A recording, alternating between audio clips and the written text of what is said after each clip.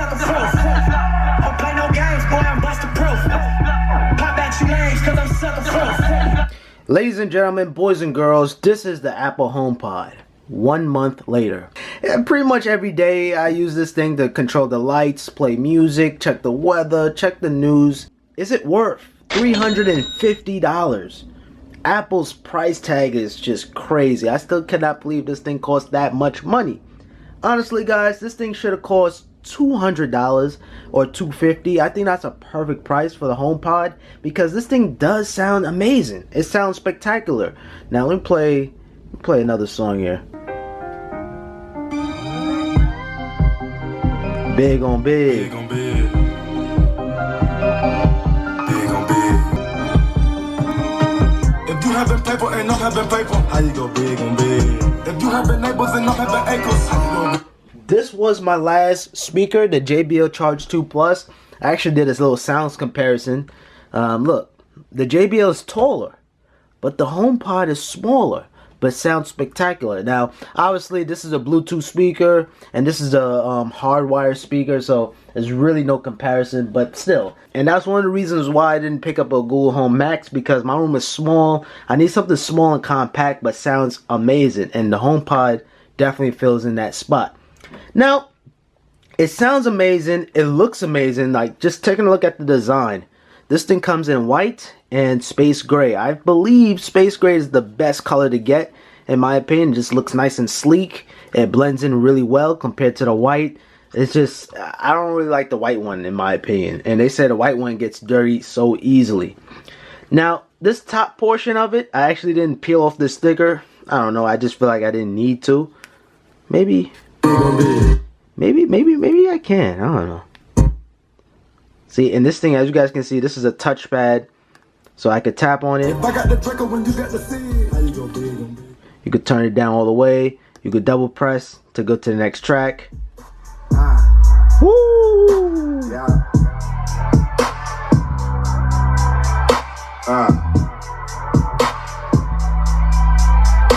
Yeah. And the floor literally shakes. You have your touchpad, you have your volume up and down buttons when it's needed, and if you tap and hold, you activate Siri. Who, me? Yes, you. Okay, I had a feeling she was gonna say that. You know, very, very simple controls. I feel like Apple, since they're killing off the iPods, I feel like they should have some classicness and have like the click wheel or something like that. Maybe for the cheaper one, because I am hearing that Apple is gonna make a cheaper version of the HomePod. They need to do that and improve Siri. And that leads me to the next thing. Siri sucks. Siri really does suck on the Apple HomePod. I was playing music the other day, right? And I told Siri to stop.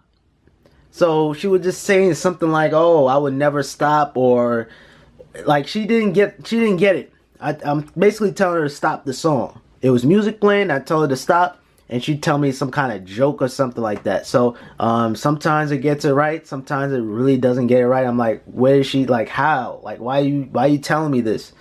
I don't know, man. Compared to the Amazon Echo, which I have it right there, but it was unplugged. I strictly use Siri throughout the whole entire month. One time I asked Siri, when did Smash Bros, the original Smash Bros release?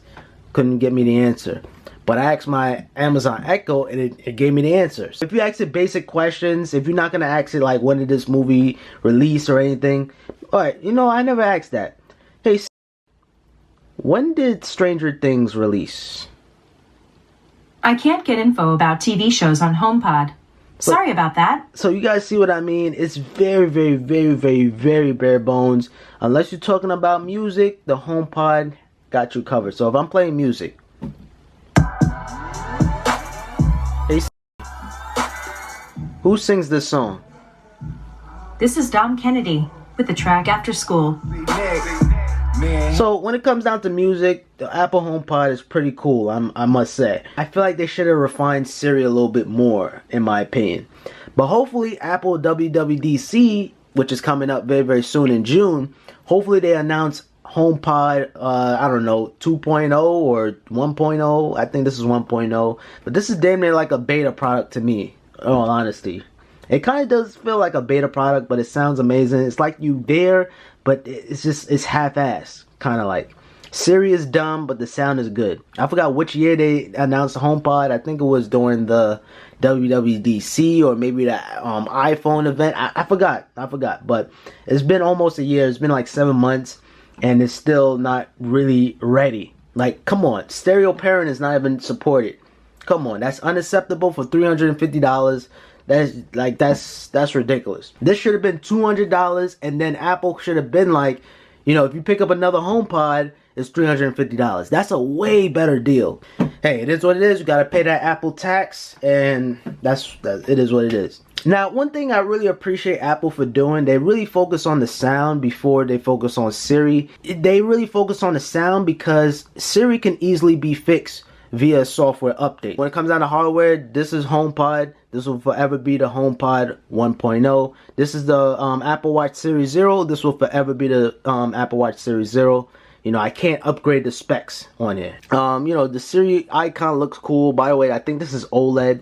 You know what I mean? Especially on the black one, it stands out more having that Siri logo.